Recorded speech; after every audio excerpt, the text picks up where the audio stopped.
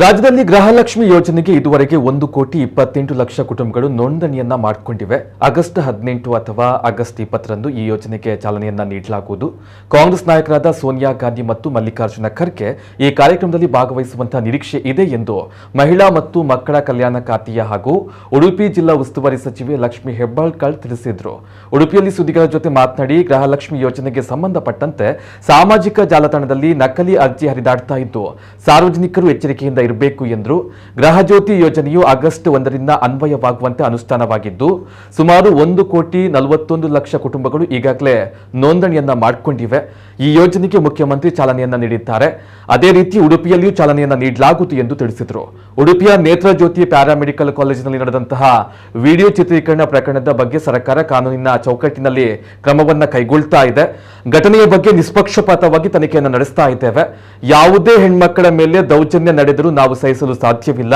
ಕೇಂದ್ರ ಮಹಿಳಾ ಆಯೋಗದ ಸದಸ್ಯೆ ಖುಷ್ಬು ಅವರು ಈ ಪ್ರಕರಣದಲ್ಲಿ ಏನೂ ಇಲ್ಲ ಎಂಬ ಹೇಳಿಕೆಯನ್ನು ನೀಡಿದ್ದಾರೆ. ಪದೇ ಪದೇ ಇದನ್ನ ಕೆಣಕುವುದು ಸರಿಯಲ್ಲ. ಮೊನ್ನೆ ನಡೆದಂತಹ ಪ್ರತಿಭಟನೆಯ ವೇಳೆ ಪ್ರಚೋದನಕಾರಿಯಾಗಿ ಮಾತನಾಡಿದ್ದರಿಂದ ಪ್ರಕರಣ ದಾಖಲಿಸಲಾಗಿದೆ. ರಾಮರಾಜ್ಯದ ಬಗ್ಗೆ ಬಿಜೆಪಿಯವರು ಮಾತನಾಡುತ್ತಾರೆ. ರಾಮರಾಜ್ಯದಲ್ಲಿ ಎಲ್ಲರೂ ಸೌಹಾರ್ದಯುತವಾಗಿ ಇರಬೇಕಾದ್ರೆ ಕಾಂಗ್ರೆಸ್ ಪಕ್ಷದ ತತ್ವಗಳನ್ನ ಪಾಲಿಸಬೇಕು ಎಂದು ತಿಳಿಸಿದರು.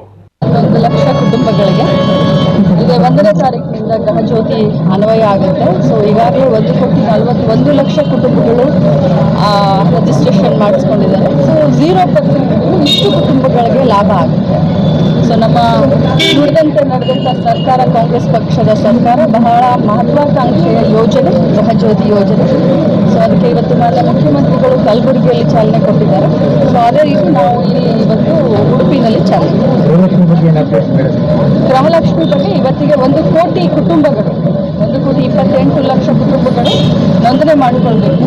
ಅದರಲ್ಲಿ ಈಗಾಗಲೇ ಇವತ್ತಿಗೆ 1 ಕೋಟಿ ಕುಟುಂಬಗಳು ಈಗಾಗಲೇ ರಿಜಿಸ್ಟ್ರೇಷನ್ ಮಾಡಿಸ್ಕೊಂಡಿದ್ದಾರೆ. ಸೊ ಆಗಸ್ಟ್ 18 ಅಥವಾ 20ನೇ ತಾರೀಕು ನಾವು ಸೋನಿಯಾ ಗಾಂಧೀಜಿಯವರ ಮತ್ತು ಖರ್ಗೆ ಸಾಹೇಬರ ವೇತನ ಕೇಳಿದ್ದೀವಿ. ಸೊ ಆಗಸ್ಟ್ 18 ಅಥವಾ 20ನೇ ತಾರೀಕಿಗೆ ಅದಕ್ಕೂ ಕೂಡ ಅಂದರೆ DBT ಮುಖಾಂತರ ಕುಟುಂಬಗಳ ಯಜಮಾನಿಗಳಿಗೆ ಅವತ್ತಿನಿಂದ ದುಡ್ಡನ್ನು ಹಾಕುವಂಥ ಪ್ರಕ್ರಿಯೆ ಚಾಲಿಸಿ